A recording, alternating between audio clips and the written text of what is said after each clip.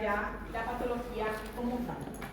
Sabemos que viene a ser una de las importantes problemáticas de la salud pública hoy en día, como ayer ya mencioné, también está relacionado como factor de riesgo para desempeñar otras enfermedades. Normalmente es más común asociado en el sexo masculino, ya que las hormonas femeninas brindan cierta protección que desaparece obviamente ya en la menopausia y ahí ya se llegan a igualar.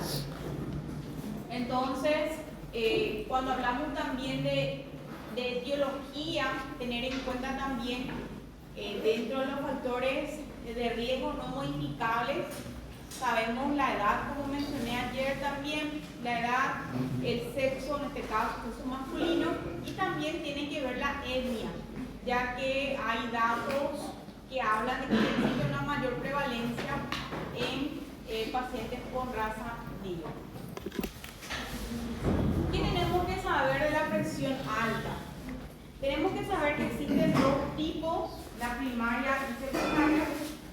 Cuando hablamos de primaria, estamos hablando de los que están relacionados a los factores de riesgo, a los hábitos, a las medidas higiénico-dietéticas, sobrepeso, obesidad, etc. Esa es la primaria. Sin embargo, la secundaria es la que se produce como consecuencia de otra patología. Por ejemplo, podemos ver principalmente en pacientes jóvenes. ¿Sí? Por ejemplo, un joven de 18 años, previamente sano, que no tenga ningún factor de riesgo y acuda a consultar por siglas tensionales elevadas, lo primero que tenemos que pensar es buscar causas secundarias. ¿Qué tenemos que buscar primero? Buscar anomalías congénitas, coartación de aorta, buscar si no hay neuropatía, buscar patologías renales, feocromocitoma, uso anabolizante, drogas, etc. Siempre tenemos que pensar en una hipertensión secundaria antes que en una primaria. O sea, no es que viene con presión alta y le vas a dar en la pila todo. Hay que buscar.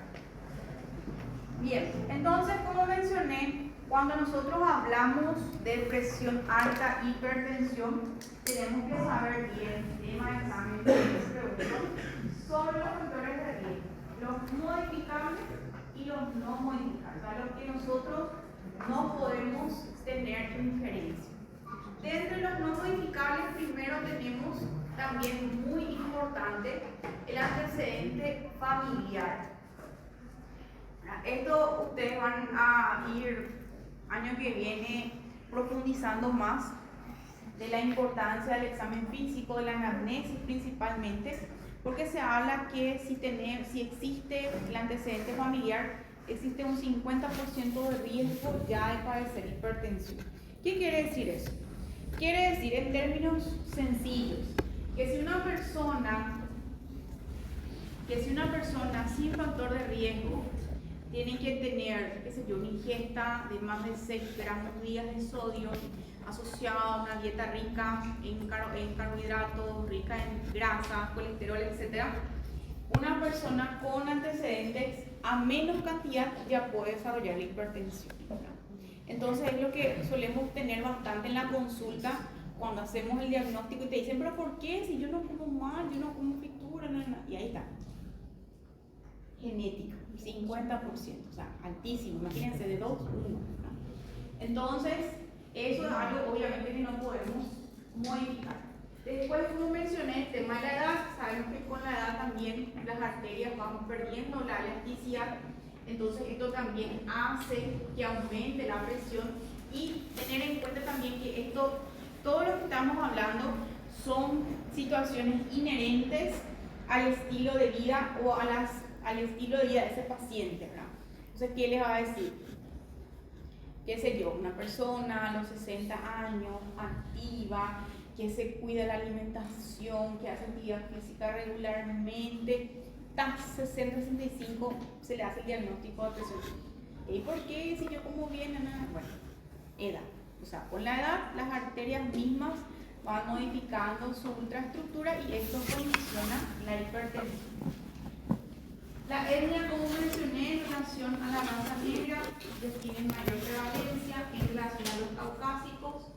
Y también, obviamente, esto es importantísimo que tengan en cuenta, que es la correlación con demás patologías. Así como vimos ayer lo que era la interrelación del síndrome metabólico, la hiperglicemia, la hipertrigliceridemia, la obesidad y sedentarismo, pasa lo mismo también en nuestros pacientes que tienen estas patologías de base. ¿Por qué digo esto? Porque ustedes verán que hay personas que prefieren hacer un tratamiento selectivo, o sea, toman su remedio para la presión, pero a la diabetes no, la azúcar no toman, hace falta, ¿verdad? O colesterol por la nube, no quiero, ¿verdad? Entonces, ¿qué pasa? Si no se llegan a controlar todos los factores de riesgo, la presión jamás baja.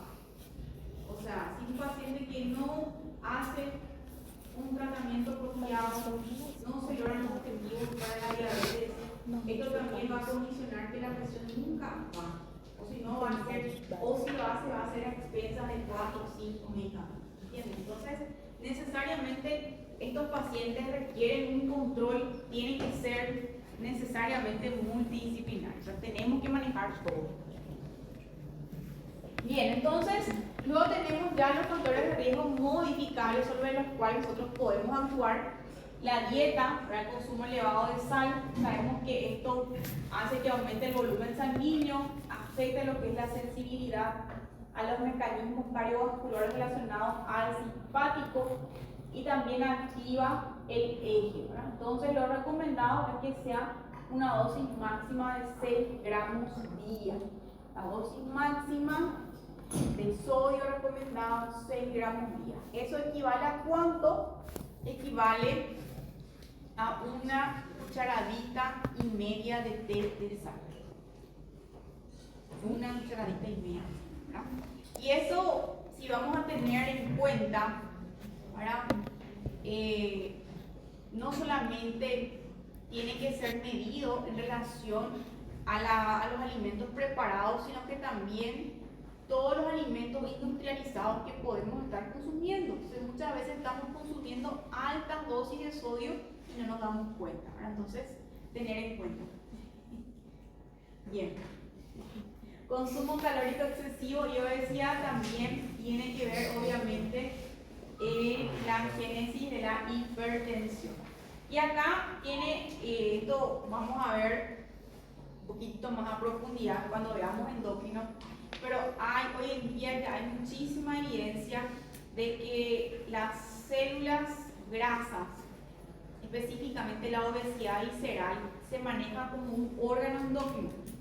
Y la grasa visceral, esa es la grasa más peligrosa. Por eso que siempre como mecanismo de control está lo que es la medición de la circunferencia abdominal. Entonces, a mayor circunferencia, mayor riesgo cardiovascular. Entonces, hay bastante evidencia que esta grasa visceral se maneja como un órgano endocrino que secreta adipocinas, afecta también, secreta mediadores inflamatorios y que esto genera como un estado inflamatorio sistémico también. O sea, acá vemos que genera también la leptina, en este caso, que es proveniente de los adipocitos, también afecta, activa al simpático, que sabemos ya que esto directamente repercute en el aumento de la presión arterial. Bien, también recordar lo que tiene que ver con el alcohol. Sabemos que el alcohol está ya una afección descrita, que es la miocardiopatía alcohólica en relación al efecto tóxico del alcohol sobre los miocardiocitos, ¿verdad? Entonces, este efecto también está presente sobre la presión arterial y también vamos a ver la importancia, ¿verdad?, de lo que es el alcohol y sus efectos sobre el sistema de conducción. También puede hacer que el paciente desencadene arritmias. Y también tiene que ver lo que es la ingesta insuficiente de potasio. También hay una correlación muy importante de lo que vendría a ser la hipertensión y la presencia de SARS. Esto también activa al simpático, esto también genera elevación de la presión arterial. SAO, que es el síndrome de apnea obstructiva del sueño. ¿Ustedes en portugués cómo le dicen? Apnea do sono. Apnea del sueño. Daño orgánico. Entonces sabemos que la hipertensión también predispone a otras enfermedades, ya sea aterosclerosis, insuficiencia cardíaca, ACV, enfermedad periférica, patologías renales y está también interrelacionado a otras enfermedades. Entonces acá podemos encontrar cuáles serían las formas de que se pueden presentar las alteraciones relacionadas a la hipertensión. Entonces puede hacer que el paciente presente dolor de pecho, que se llama angina, y vamos a ver más adelante cómo se define, infarto miocardio, insuficiencia cardíaca ya como estadios finales de los cambios relacionados a la hipertensión. En el cerebro puede causar ictus, o sea, accidente cerebrovascular, tanto isquémico como hemorrágico, enfermedad renal, patologías periféricas, retinopatías y disfunción sexual. Obviamente dentro del screening, como vimos que están relacionadas varias patologías, obviamente es importante hacer un control general, evaluar el nivel de lípidos, evaluar la glicemia, ¿verdad? También es importante una placa de tórax para evaluar si ya hay signos de cardiomegalia, si ya hay signos de afectación pulmonar también, ¿verdad? Y ir identificando ya la posibilidad de la presencia de algún daño orgánico. Esta es la clasificación que tenemos en nuestro libro, ¿verdad? Hoy en día. La verdad que los valores no se modifican, lo que se modifica es el nombre que se da, ¿verdad? Entonces, pero los valores siempre son los mismos, los números no cambian. Lo que cambian son simplemente de qué manera estadifican. Entonces siempre el valor normal 120/80, 120 a 129 ya es elevado, estadio 1 130 a 139 y estadio 2 mayor a 149, ¿verdad? Nosotros en general por consenso hablamos de una presión arterial mayor o igual, o sea, hacemos el diagnóstico, ¿verdad?, en la consulta cuando identificamos mayor o igual a 140/90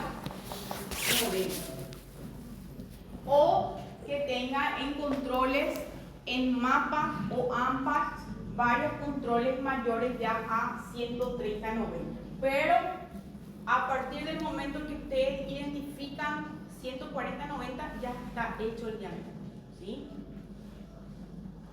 Bueno, volveremos.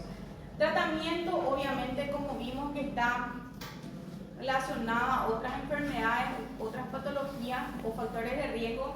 Entonces, obviamente, aparte de la medicación, como hablamos el día de ayer, es indispensable que vaya acompañado del cambio del estilo de vida, o si no, lo único que vamos a hacer es hacer que el paciente tenga más y más y más medicamentos. Pero necesariamente debe ir acompañado del cambio del estilo de vida. Entonces, tiene que ser el tratamiento antihipertensivo asociado a disminuir la ingesta de sal, menos de 6 gramos día, la dieta que está indicada en estos pacientes que recomienda las guías americanas, europeas, es la dieta DASH, que es una dieta bajo en sodio y con gran índice, con muchos derivados, por ejemplo aceites, principalmente, frutos secos, entre otros. Disminuir la ingesta de alcohol, ¿sí?, y también la actividad física regular. Y obviamente tiene que ir acompañado también, si el paciente fuma, abandono de alto tabaco. Obviamente nosotros esto vamos a ir regulando dependiendo del grado de hipertensión del paciente y hacer el tratamiento. ¿Ustedes ya dieron esto en fármacos? Já. ¿Ya? Bueno. Vamos a practicar entonces. Más o menos de teórico práctico.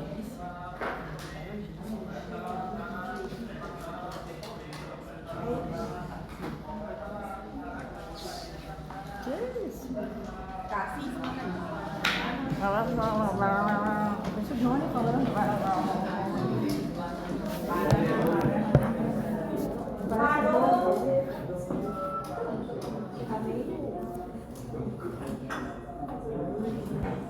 Varón, 52 años, diabético, dislipidémico, Bem, Simvastatina. bem. obeso, Dieta e educação física. presión 140/90. E não pode praticar atividade física, não. Bueno, entonces ahí le agregamos otro diagnóstico más, ¿verdad? Y otro es hipertenso. Hiperonicado. ¿Qué medicación le vamos a indicar?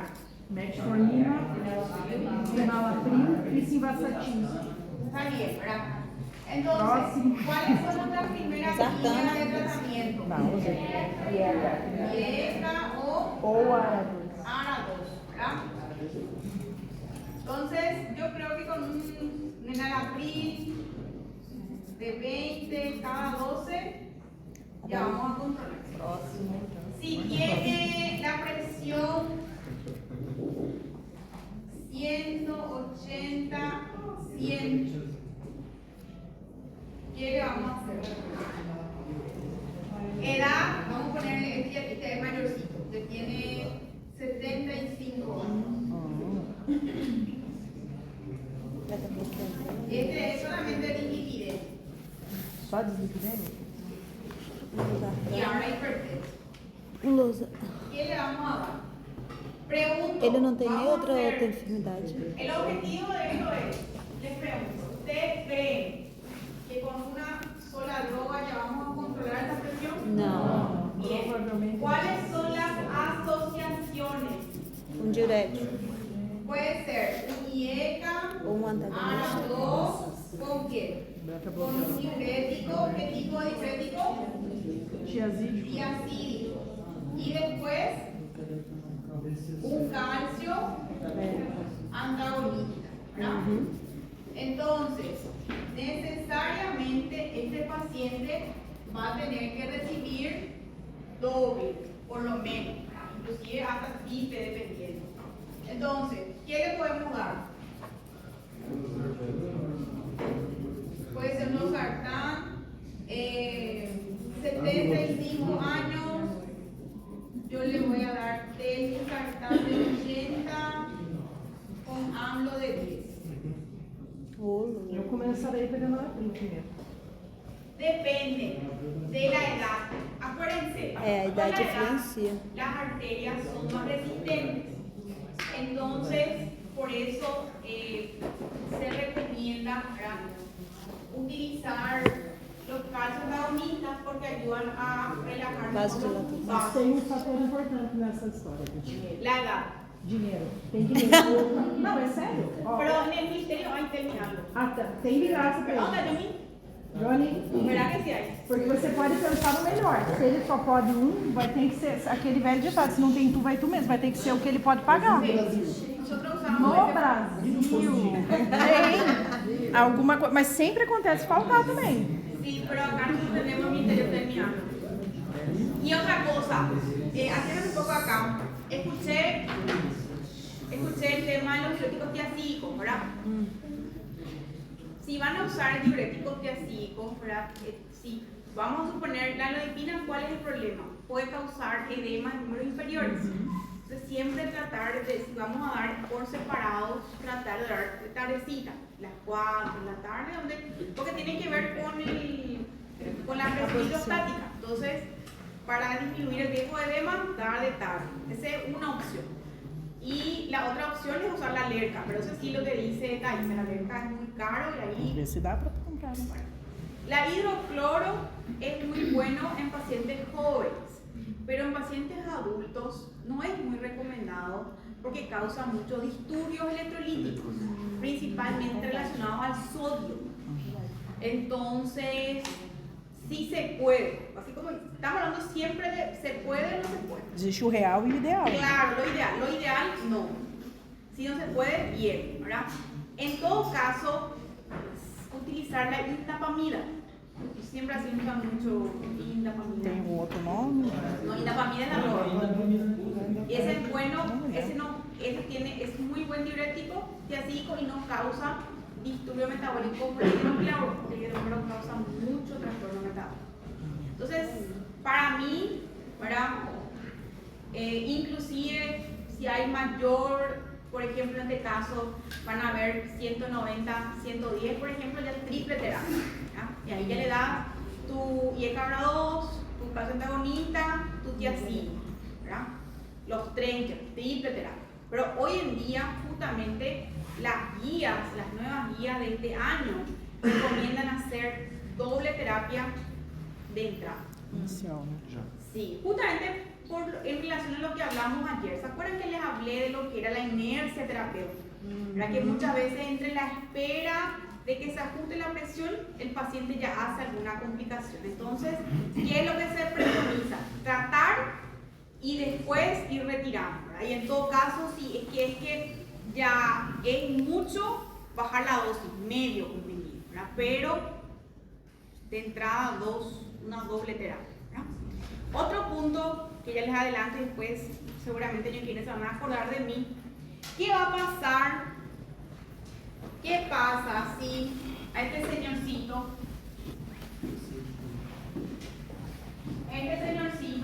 que tiene 180, 100, vamos a hacer una mujer para que no digan que soy machista. Mujer, 65 años, ya está tomando Telmi 80,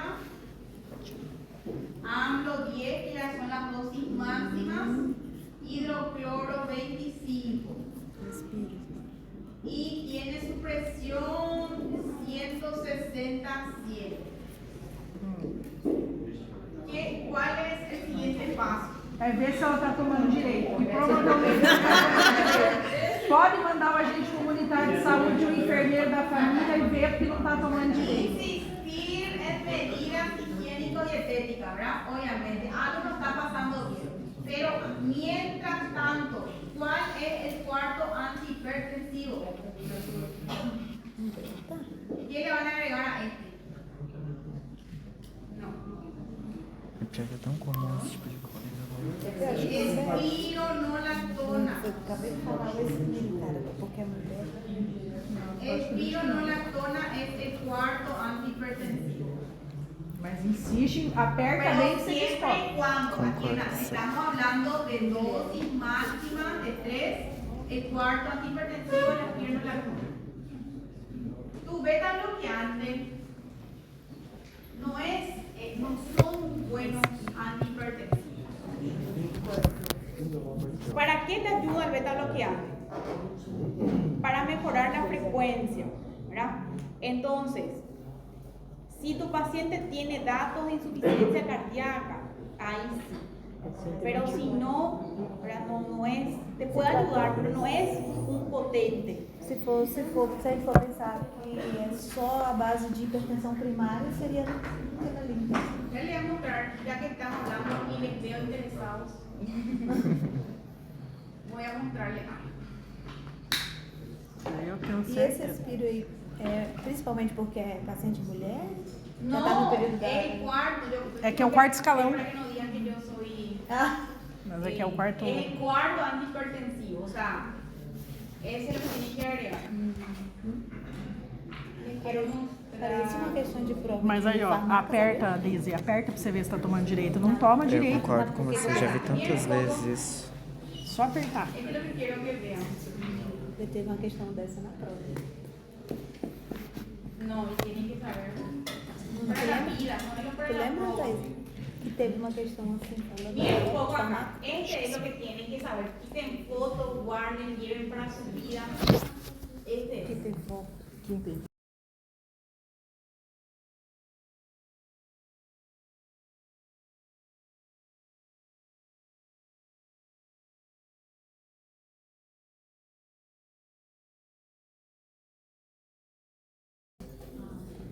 Discontinua es línea verde discontinua, limitaciones, negra, escasa experiencia y línea roja, no, prohibido. Entonces vemos acá, ¿verdad? ¿Cuáles son las posibles combinaciones que podemos utilizar? Entonces, un diurético tiacico puede ser con un ARA2 o con un calcio antagonista, ¿verdad? O un diurético tiacílico con un IECA y un calcio antagonista, É pra ser ¿verdad? notícia. Ah, eu O tô só com Natal. esos serían las combinaciones. IECA ahora 2, no, ¿verdad? Porque sabemos que ayer vimos, ambos actúan sobre el mismo eje, entonces lo único que vamos a hacer es que tengamos más probabilidades de tener reacciones de hipersensibilidad o afectación renal.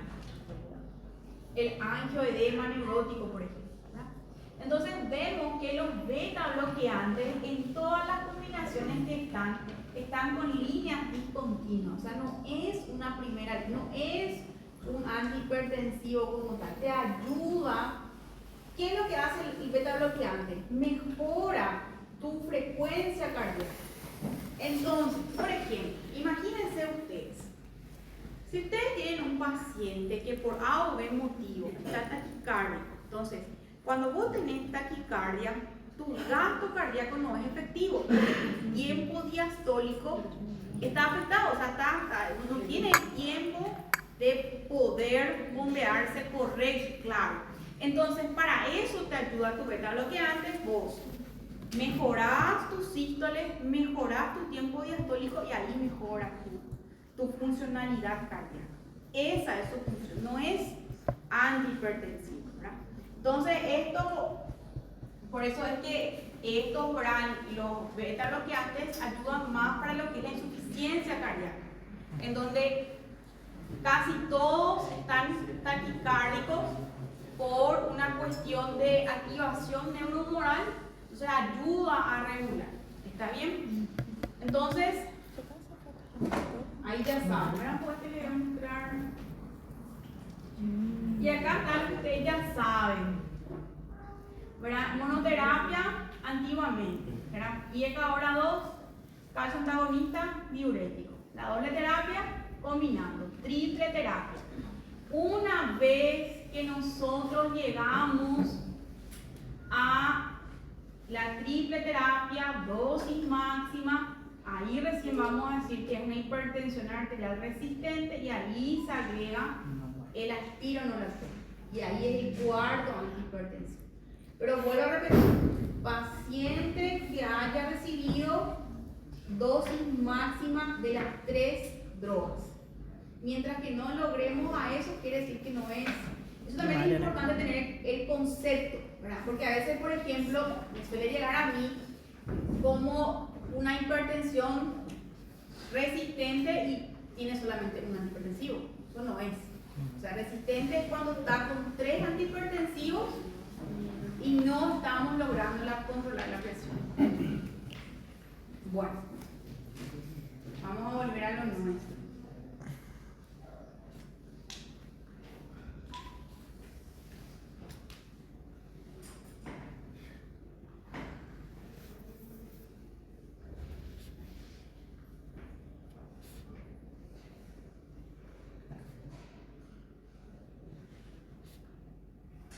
Bueno, entonces ahí ya vimos cuáles son los esquemas posibles que podemos realizar, para que ayudan. Tener en cuenta también lo que es la situación especial, que es la hipertensión gestacional, que esto también tiene su definición, que es la que aparece después de las 20 semanas y permanece, hasta las 12 semanas.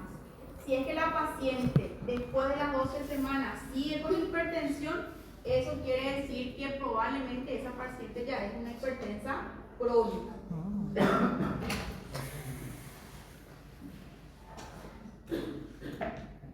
Y justamente, entonces, paciente ya después del embarazo persiste con presión elevada, entonces ya es una hipertensa crónica. Acá tiene que ver lo que había mencionado en relación a la hipertensión secundaria, entonces buscar datos de secundarismo. Entonces ahí ver coartación de aorta, evaluar también cómo está, si tiene por ejemplo una obstrucción de la arteria renal, obesidad, fármaco, alcohol o anticonceptivos también en adolescentes. Y evaluar tratamiento obviamente en relación a la agente causal. En los adultos mayores, como mencioné, tener en cuenta también principalmente lo que es el hecho del endurecimiento de las arterias. Con ellos somos un poco más flexibles en cuanto a nuestro objetivo terapéutico, ¿verdad? Eso también es muy importante hablar, ¿verdad?, de lo que es cuando nosotros iniciamos un tratamiento. Cuando ustedes el día de mañana estén tratando a un paciente, siempre tiene que ser con un objetivo. O sea, si yo inicio un antihipertensivo, mi objetivo es llegar a la normotensión. Mi objetivo es llegar a 12,8, 120/80. Entonces, todo lo que nosotros hacemos con fines a lograr el objetivo. Mientras que no lo estemos logrando, ahí, como dice Thais, hay que evaluar si está tomando bien, está tomando mal, todas esas cosas. O sea, hay que siempre trabajar con un objetivo, ¿sí? Pasa lo mismo también para la diabetes, pasa lo mismo también para la IBM. O sea, siempre que iniciamos un tratamiento tiene que ser con fines a lograr un objetivo. ¿Por qué digo esto? Porque en los adultos mayores ese objetivo es un poco más flexible, en donde nuestra presión, por ejemplo, ¿verdad?, 140/90 ya es un factor de riesgo, pero nuestro objetivo final 130/80, 130/90. O sea, probablemente el 120/80 va a ser difícil. claro, por las características anatómicas mismas. Y aparte de eso, tiene también que ver lo que vamos a ver enseguida, que es el riesgo que el paciente haga hipotensión. Y sabemos que ellos, ¿verdad?, obviamente no es lo mismo la caída de un adulto mayor comparado a la caída de una persona joven. Entonces ellos tienen ya otras comorbilidades, fracturas, etc. Entonces, por ello, nuestro objetivo terapéutico en los adultos mayores cambia un poquito. Entonces, ¿cuáles son los factores relacionados al aumento de la presión en los adultos mayores? Rigidez de las arterias, afectación de los vasoreceptores, también afectación de la arteria vascular periférica y disminución del flujo sanguíneo renal. Entonces, en este caso también tener en cuenta, ¿verdad?, obviamente ir controlando como siempre. Vamos a hacer enseguida. La hipotensión ortostática también es una patología que está relacionada al cambio de presión cuando se pone de pie el paciente, ¿verdad?, que generalmente van acompañados también de otros síntomas, sensación de desmayo, baja de flujo a nivel neurológico, debilidad, náuseas, mareo, visión borrosa, palpitaciones o inclusive síncope. Y tener en cuenta, ¿verdad?, que esto puede aparecer relacionado al cambio, ¿verdad?, postural, también puede ser relacionado a movimiento muscular, y todo esto puede afectar. Y tener en cuenta también lo que es el envejecimiento, que también se hace que esto se vea afectado, y el paciente puede tener debilidad, ataxia, mareo o síncope. ¿Cuáles son los factores que están relacionados a que el paciente adulto mayor haga hipotensión ortostática? ¿Verdad? Primero, que sea porque haya una disminución del volumen sanguíneo. Eso también es muy importante porque ellos son muy lábiles. O sea, por ejemplo, claro, difícil que un adulto mayor quiera tomar agua, por ejemplo. Entonces, no toma mucha agua, toma su diurético, ya se puede caer. Entonces, Uso excesivo de diuréticos, ¿verdad? Su oración excita con un cuadro infeccioso, su oración excesiva, pérdidas, tienen vómitos, diarrea, en dos oportunidades que se pueden deshidratar. Y también tener en cuenta lo que está relacionado a las pérdidas insensibles por estar mucho tiempo en reposo. Eso también se puede, pobrecito, ¿verdad? ¿Por qué, verdad? Esto puede causar que haya una disminución del volumen plasmático, hace que afecte también el tono venoso, también la vasoconstricción periférica relacionada a la presión hidrostática, debilidad muscular, ustedes vieron hace poco lo que es la atrofia, y también afecta lo que es el retorno venoso. Y como les mencioné, lo que tenemos que ver en relación a la hipotensión inducida por fármaco. Entonces siempre en este caso con los adultos mayores para tener en cuenta más cuidado para el control del mismo. Y tener en cuenta también otras patologías relacionadas al sistema autónomo que pueden causar afectación. Por ejemplo, si tienen un fallo automático como tal, si tienen enfermedad de Parkinson o una atrofia sistémica múltiple, esto también va a hacer que los vasoreceptores y químicos también se vean afectados. Y obviamente esto se hace diagnóstico, ¿verdad? Principalmente cuando hacemos las mediciones relacionadas al cambio de presión con el cambio postural. Y tratamiento es tratar las causas y ajustar la medicación para evitar las complicaciones relacionadas a este evento. Entonces acá por último nuestras definiciones: la hipertensión es el aumento de la presión arterial, aumento crónico cuando es primario y secundario cuando es secundario a alguna causa. Pero eso lo tienen que saber bien. ¿Cuál es primario? ¿Cuál es secundario? Nosotros hoy en día, ¿verdad? Antes por ejemplo se hablaba de pacientes jóvenes ya buscar secundarismo, pero hoy en día esto ya también se ve un poco afectado, ya que nosotros sabemos el estilo de vida que estamos llevando. Entonces también estamos teniendo ya pacientes jóvenes que tienen hipertensión primaria, ¿verdad? Pero siempre, si vamos a ir por la regla, tenemos que buscar secundario. ¿Está bien?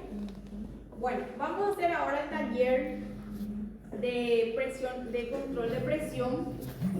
Me gustaría que saquen sus cuadernillos.